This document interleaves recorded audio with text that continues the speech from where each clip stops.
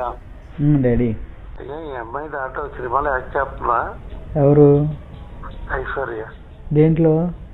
ఆవిడ సినిమా ఏదో అంటావు కదా. వేరేది ఏదో. అవును చేస్తుంది, నేను మాట్లాడలేదు తర్వాత. అప్పుడైతే చేస్తున్నానని చెప్పింది. టచ్లో లేదా? అంటే నేనే లేను ఇప్పుడు. ఎందుకు వచ్చింది మాలో కావాలి. ఏం కావాలయ్యా అట్లా లెక్క చేయకూడదు. వయసులు బట్టి పరిస్థితులు బట్టి మనం వెళ్ళాలి కదా మగవాళ్ళం. ఈ ఆలం అట్లా లెక్క వేసుకుని పెద్ద వాళ్ళ అనవసరంగా ఎక్కువ ఇంపార్టెన్స్ ఇవ్వకూడదు అయ్యా. కూడా ఇచ్చేది అలవాటు అయిపోతాడు. ఎట్ట కుదురుద్ది సినిమా వ్యాపారంలో ఉండి. అంటే ఎన్టీ రామారావు లాంటి ఎవరు ఎవరు అందరినీ చూసాం మేము. ఏదో బడి కట్టుకున్నాం అంటే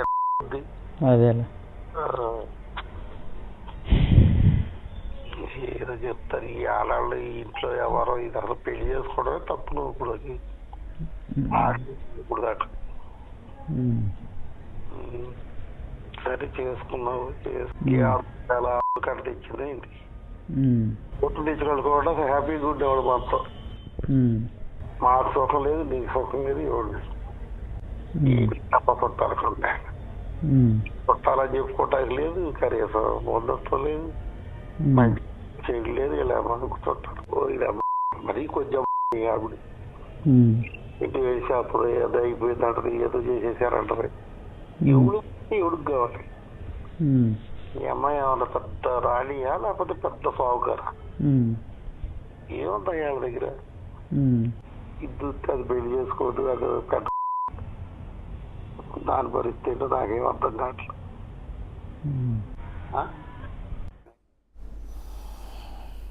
so what was your reaction అసలు ఈ ఆడియో అనే తర్వాత? సార్ నాకు ఇది అలవాటే సార్. యాక్చువల్లీ నాకు ఇది కొత్త ఏం కాదు. వినడానికి మాకైతే చాలా ఇబ్బందిగా ఉంది. అవును, మీ గురించి అంటే ఒక అమ్మాయి గురించి కోడలు గురించి అలా మాట్లాడడం అంటే ఖచ్చితంగా కూతురుతో సమానం అంటారు కదా కోడలు. So what was your reaction? Sir అంటే నా రియాక్షన్ ఉండటానికి సార్ ఇప్పుడు నాకు క్లారిటీగా అంటే ఇప్పుడు మనం ఆలోచించి బాధపడతాం.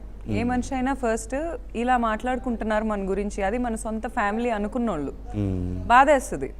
ఇప్పుడు వాళ్ళు బయటకు ఏం చెప్పుకుంటారు సార్? మామూలుగా ఈ ఆడియో నా దగ్గర లేకపోతే అసలు మాకు డబ్బు ఎక్స్పెక్టేషనే లేదు, మేము ఒక వసుదైక కుటుంబం, మా బిడ్డ అసలు చాలా మెట్లు దిగొచ్చి ఈ అమ్మాయిని చేసుకున్నాడు. లిటరల్గా ఎలా బిహేవ్ చేస్తారంటే సార్, నేను రోడ్డు మీద అడుక్కు తింటే ఇతను బెంచ్ కార్లో వచ్చి నన్ను ఎక్కించుకెళ్ళినట్టు చేస్తారు. నాకంత కర్మ ఏ రోజు పట్టలేదు సార్. నేను ఈరోజు ఇండివిజువల్గా నాకు డిగ్రీ ఉన్నదాన్ని, అతని సంగతి ఏంటో అతను అడగండి, డిగ్రీ ఉందో లేదో. నేను ఓన్గా బతుకుతున్నా. అతనికి సినిమాలో రెమ్యూనరేషన్ ఉందా? నాకు ఇన్స్టాగ్రామ్ నుంచి ఇన్కమ్ ఉంది. నేను అసిస్టెంట్ బ్యాంక్ మేనేజర్గా జాబ్ చేసిన దాన్ని. అంటే ఇండివిజువాలిటీ ఉన్న అమ్మాయిల్ని ఇలా పెళ్ళిళ్ళు చేసేసుకొని పాలిచ్చినంత కాలం ఆవుల్లాగా కట్టేసుకొని తర్వాత ఇలా మాట్లాడతారా? ఏ పెళ్లి చేసిన రోజు ఏం తెలుసు మరి? వాళ్ళ ఊర్లోనే జరిగింది పెళ్ళి. పెళ్లి చేసిన రోజు తెలీదా వాళ్ళకేం లేదని? ఆ రోజు ఎందుకు నచ్చా నేను అంటే, ఆ రోజు సన్నగా నేను హైట్గా తెల్లగా ఉండేసరికి నేను నచ్చేస్తా. వాళ్ళ అబ్బాయికి నేను ఒక బెడ్రూమ్లో ఎసెట్ లాగా పనికొస్తా. ఈరోజు నేను బిడ్డని వాళ్ళ బిడ్డని కంటానికి నేను లావ్ అయిపోయేసరికి నేను మీరు విన్నారు కదా బూతులు, ఆ బూతుల్లో ఉన్న మనిషిని అయిపోతాను. మాకేముందంట చుట్టాల్లో చూపించుకోవడానికి ఇబ్బంది అంట. అంటే డబ్బు ఉంటే చూపించుకుంటారా? అంటే ఇప్పుడు ఒక 10,000 కోట్ల ఆస్తి ఉన్నోళ్ళు ఏం చేసుకోరు ఫస్ట్ థింగ్. ఒకవేళ ఉంటే ఎలాంటి క్యారెక్టర్ అయినా తీసుకెళ్ళిపోతారా? నాకు అర్థం కావట్లేదు. అలాంటి వాళ్ళకి పెళ్ళప్పుడు ఏమైంది సార్? ఇప్పుడు ఒక బ్రెయిన్ అప్పుడు ఒక బ్రెయిన్ ఉందా? ఆ రోజు వేరే బ్రెయిన్ ఆలోచించిందా?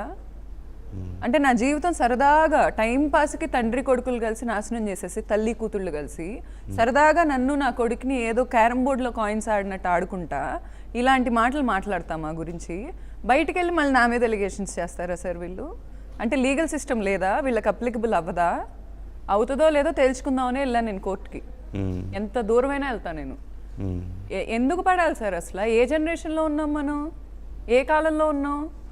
ఇప్పుడు కొట్టాడు మొగుడు అంటే సరే, నెక్స్ట్ డే వచ్చి సారీ చెప్పాడు అంటే ఆవేశంలో కొట్టాడు, మన ఇంట్లో వ్యక్తేగా, అది కూడా యాక్సెప్ట్ చేయమని నేను చెప్పను. ఎవరి పర్సనల్ చాయిస్ వాళ్ళది. నా మనిషేగా అనిపిస్తుంది. వేరే అమ్మాయిలతో తిరుగుతుంటే 8 మంది 10 మంది దండయాత్రలా తిరుగుతుంటే ఎవరికి పట్టుకోవాలనిపిస్తుంది సార్ ఒక మగాడిని? మొగుడంటే ఏంటి? 4 గోడల మధ్యలో జరిగే చాలా ఉంటాయి. వీళ్ళకి గొడవలే జరుగుతాయేమో, బయట వైఫ్ అండ్ హస్బెండ్కి చాలా జరుగుతున్నాయి. ఎవరికి వస్తాయి సార్ ఫీలింగ్స్? 10 మంది అమ్మాయిలతో కనిపిస్తున్న మగాడి మీద ఎవరికి వస్తాయి? ఇతనికంట పెళ్ళా ఉందని బయటకు వస్తే ఛాన్సులు రావంట. ఇప్పుడు ఏమైనా పెద్ద పెద్ద డైరెక్టర్స్ క్యూ కట్టారా సార్ ఇంటి బయట? తెలీదుగా. క్యూ కట్టారా? అక్కడే ఉన్నాడా? నాకు కూడా చూడాలనుంది. ఏమైనా అర్థం పర్థం ఉండాలి సార్. నాకు ఫేవరెట్ హీరోస్ ఉన్నారు, వాళ్ళందరికి పిల్లలు కూడా ఉన్నారు. నేను ఎందుకు మరి ఫేవరెట్స్గా ఫీల్ అవుతున్నా?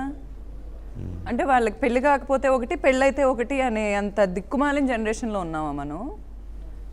వీళ్ళున్న ఆటవిక కాలంలోకి నన్ను లాగేసి, నన్ను ఒక పాతాళంలో తోసేసి, నువ్వు మా కాలు కింద బతకాలి అంటే ఎందుకు బతకాలి సార్? ఎందుకు బతకాలి? నాకు ఒక డిగ్రీ ఉంది. నువ్వు నా ప్రొఫెషన్ ఈరోజు లాక్కో, నెక్స్ట్ డే నేను ఇంకోటి క్రియేట్ చేసుకుంటా. నా బతుకు నేను బతుకుతా. నీ ప్రొఫెషన్లో నేను ఎంత హెల్ప్ అయ్యానో నీకు తెలుసు.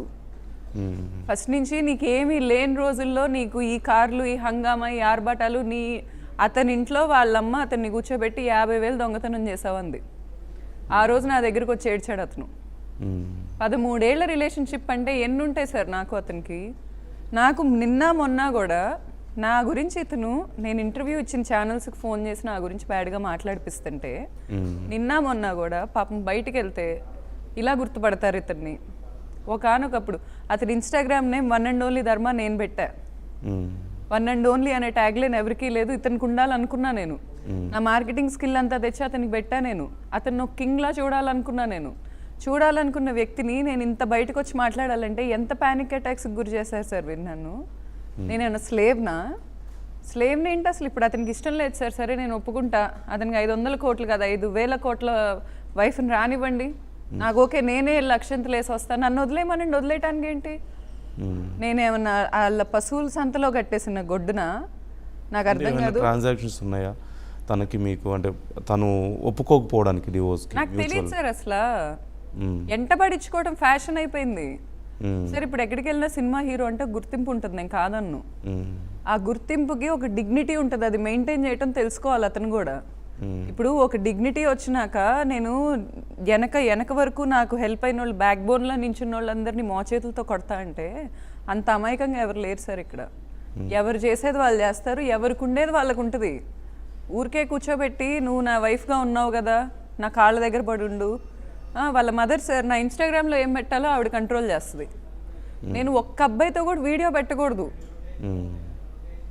వీళ్ళ అమ్మాయి మాత్రం క్లబ్బింగ్ చేయొచ్చు, పబ్బింగ్ చేయొచ్చు, ఏవైనా చేయొచ్చు, ఇష్టం వచ్చిన బట్టలు వేసుకోవచ్చు, ఎంతమంది అబ్బాయిలైనా ఇంటికి తీసుకురావచ్చు, ఏమైనా చేయొచ్చు. హీరోయిన్ని 3 రోజులు ఇంట్లో పెట్టుకొని వాళ్ళమ్మ నన్ను నా కొడుకుని రానివ్వకుండా చేసి టీజర్ లాంచ్ కనీసం మాకు ఇన్విటేషన్ లేదు. మేము మరి అప్పుడు కలిసే ఉన్నాం కదండి సార్. ఫ్యామిలీ చేస్తున్నారు కదా, వాళ్ళ మదర్ అండ్ ఫాదర్ చేస్తున్నారు, మాకెందుకు లేదు ఇన్విటేషన్? సరే పిల్లాడి బర్త్డే చేయడానికి డబ్బులు లేవు, మరి టీజర్ లాంచ్ చేయడానికి డబ్బులు ఎక్కడి నుంచి వచ్చాయి? అదేమన్నా పెళ్ళా? అసలు టీజర్ లాంచ్ వాళ్ళ ఊర్లో వాళ్ళ థియేటర్లో ఎందుకు చేసుకుంటారు సార్? ఎందుకు చేసుకుంటారు? అదేమన్నా వాళ్ళిద్దరికి పెళ్ళా? నాకు పుట్టిన బిడ్డను తీసుకెళ్ళి చూపించుకోలేరు వాళ్ళు? చూపించుకోలేనప్పుడు వదిలేయండి, మాకున్న దగ్గర మేము చూపించుకుంటాం, అంతే కదండి సార్.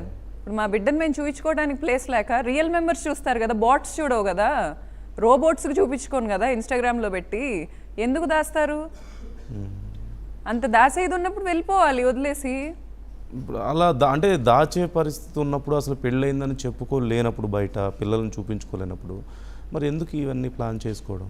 వై అంటే ముందు దీని గురించి ఏం డిస్కషన్ లేదా అసలు? సార్ మాది ప్లాన్డ్ ప్రెగ్నెన్సీ.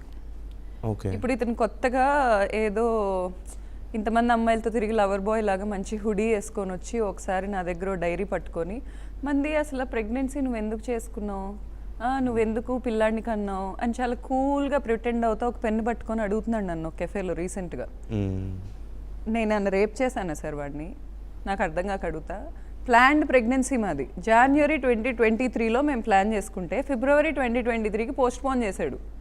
నా దగ్గర యాప్ ఉంది, ఫ్లో అని ఒక యాప్ ఉంది, దాంట్లో